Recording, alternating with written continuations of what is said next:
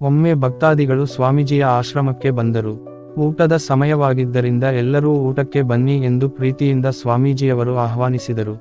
ಎಲ್ಲರೂ ಊಟಕ್ಕೆ ಕುಳಿತ ನಂತರ, ಪ್ರಾಣಿಯಂತೆ ತಿನ್ನಲು ಬಯಸುತ್ತೀರೋ, ಮನುಷ್ಯರಂತೆ ತಿನ್ನಲು ಬಯಸುತ್ತೀರೋ ಎಂದು ಕೇಳಿದರು. ಎಲ್ಲರೂ ಅರ್ಥವಾಗದೆ, ಯಾಕೆ ಹಾಗೆ ಕೇಳುತ್ತೀರಾ? ನಾವೆಲ್ಲರೂ ಮನುಷ್ಯರು ತಾನೇ, ಅದಕ್ಕೆ ಮನುಷ್ಯರ ತರಾನೇ ತಿನ್ನುತ್ತೀವಿ ಎಂದು ಹೇಳಿದರು. ಸ್ವಾಮೀಜಿಗಳು ನಸುನಕ್ಕು, ನನಗೆ ಗೊತ್ತು ನೀವು ಮನುಷ್ಯರು ಅಂತ. ಆದರೆ ನೋಡಿ, ಪ್ರಾಣಿ ಪಕ್ಷಿಗಳು ಹಸಿವಾಗದೆ ತಿನ್ನುವುದಿಲ್ಲ. ಅವುಗಳ ಆಹಾರ ಅವೇ ಹುಡುಕಿಕೊಂಡು ಎಷ್ಟು ಬೇಕೋ ಅಷ್ಟೇ ತಿನ್ನುತ್ತವೆ. ಆದ್ದರಿಂದ ಪ್ರಾಣಿ ಪಕ್ಷಿಗಳು ಸಾಮಾನ್ಯವಾಗಿ ರೋಗ ಮುಕ್ತವಾಗಿ, ಎಲ್ಲವೂ ಒಂದೇ ಆಕಾರದಲ್ಲಿ ವಯಸ್ಸಿಗೆ ತಕ್ಕಂತೆ ಇರುವುದನ್ನು ಕಾಣಬಹುದು. ಆದರೆ ಮನುಷ್ಯ ಮಾತ್ರ ಹಸಿವಿರಲಿ ಬಿಡಲಿ ತಿನ್ನುತ್ತಲೇ ಇರುತ್ತಾನೆ. ತನ್ನ ಬಾಯಿ ಚಪಲದಿಂದ ಅನೇಕ ರೋಗಗಳಿಗೆ ತುತ್ತಾಗುತ್ತಾನೆ ಎಂದು ಹೇಳಿದರು.